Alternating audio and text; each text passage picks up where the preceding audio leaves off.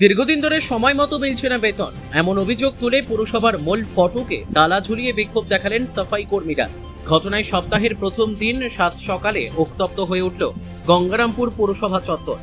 গঙ্গারামপুর পৌরসভার অধীনস্থ রয়েছে প্রায় 200-র বেশি সাফাই কর্মী। শহরের বিভিন্ন জায়গায় তারা কাজ করে থাকেন, তাদের হাতেই শহর ঝাঁচকচকে থাকে।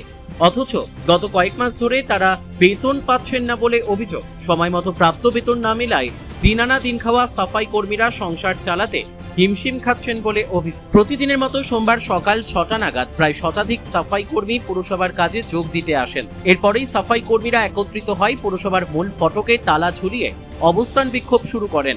ঘটনায় সপ্তাহের প্রথম দিন সোমবার সাত সকালে পুরসভা চত্বরে উত্তেজনা ছড়ায়, ফলে পুরো পরিষেবা কার্যত লাঠি ওঠার উপক্রম হয়।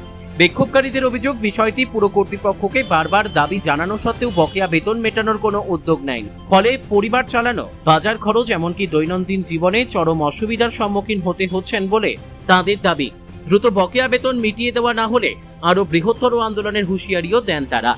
ঘটনার খবর পেয়ে প্রশাসনিক মহলে আলোড়ন সৃষ্টি হয়। পরিস্থিতি নিয়ন্ত্রণে আনতে স্থানীয় কর্তৃপক্ষ আলোচনায় সকাল 9টা নাগাদ পরিস্থিতি স্বাভাবিক হয়। আমাদের সমস্যা দেখেন, আমাদের দীর্ঘদিন ধরে আমাদের পয়সা আমরা ঠিক মতো পাই না। একে আমরা কম পয়সায় কাজ করি, 300 টাকা দিনে কাজ করি, কেউ 200 টাকা দিনে কাজ করে এখনো, যেটা আমাদের পয়সাটা একটু বাড়ানোরও দরকার, কিন্তু এই মুহূর্তে তো হচ্ছে না। আর সেটা একটু দেখলে ভালো হয়। তার মধ্যে ধরেন প্রত্যেকেরই তো যে পয়সা পাই তাতে আমাদের খাবারটাই ঠিক মতো হয় না। এবার খাবার ঠিক মতো না হলে আমরা কি করে কাজ করব? আজকে 1.5 মাস 2 মাস হয়ে যাচ্ছে, কোনো পয়সার কোনো তাগিদ নাই। না আমাদের অফিসার দেখছে, না আমাদের এই যে যারা দেখাশোনা করে তারা দেখছে, কেউই আমাদেরকে দেখছে না। আজকে দেখেন এই লেবারের বিল নিয়ে পয়সা না পাওয়ার জন্য অনেক সময় লেবাররা এটা ওটা নিয়ে বেচেও দিচ্ছে আমাদের। সেই ক্ষেত্রে আমাদের লেবারদেরকে কতজনকে বাদ দিয়ে দেওয়া হয়েছে এর আগে। আজকে দেখেন লেবার মানুষ পয়সা না পাওয়ার জন্য অনেক সময় এরকম আমাদের ভুল হয়ে যায়, সেক্ষেত্রে কতগুলো লেবারকে বাদ দেওয়া হয়েছে।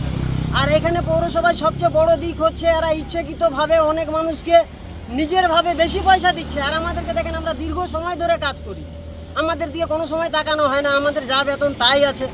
আমাদের মধ্যে অনেকে পঞ্চায়েত আমল থেকে কাজ করে। এই যে এই লোকটা, এদিকে আসো, এই যে এই লোকটা দেখেন, সেই পঞ্চায়েত আমল যখন পৌরসভা ছিল না তখন থেকে এই লোক কাজ করে। কিন্তু আজকে এই লোকের বয়স হয়ে গেছে, এই লোকের কোনো ছাড় নাই।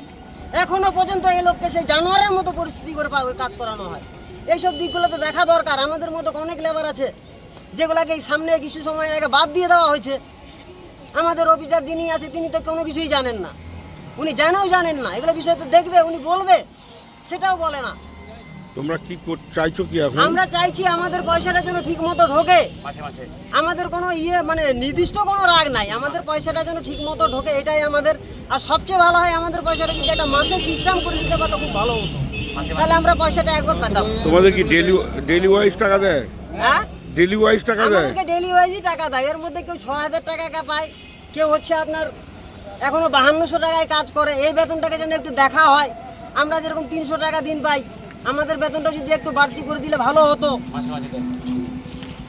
আর মাসে মাসে বেতনটা করতে পারলে সবচেয়ে ভালো হতো। তোমরা কি করেছো আজকে তার জন্য? তার জন্য এই যে আজকে আমরা গেট আটকে নিয়ে বসে আছি এ পর্যন্ত। আজকে আমাদের 1.5 মাস ধরে কোনো বেতন পাইনি আমরা তো এই বেতনের উপর দিয়ে চলি। কারো ওষুধ আছে, কারো সংসার আছে, কারো প্রাইভেটের পয়সা দিতে হবে, কারো দোকানের পয়সা দিতে হবে। আমাদেরকে তো আমরা মালই পাচ্ছি না ঠিক মতো। তোমার কি নাম? আমার নাম রঞ্জিত মালো। কি তুমি কি লেবারের কাজ করো? আমি লেবারেরই কাজ করি, আমি শিববাড়ি শ্মশানে কাজ করি। আচ্ছা, ঠিক আছে। গঙ্গারামপুর থেকে অমিত মহন্তের রিপোর্ট, কুলিক নিউজ।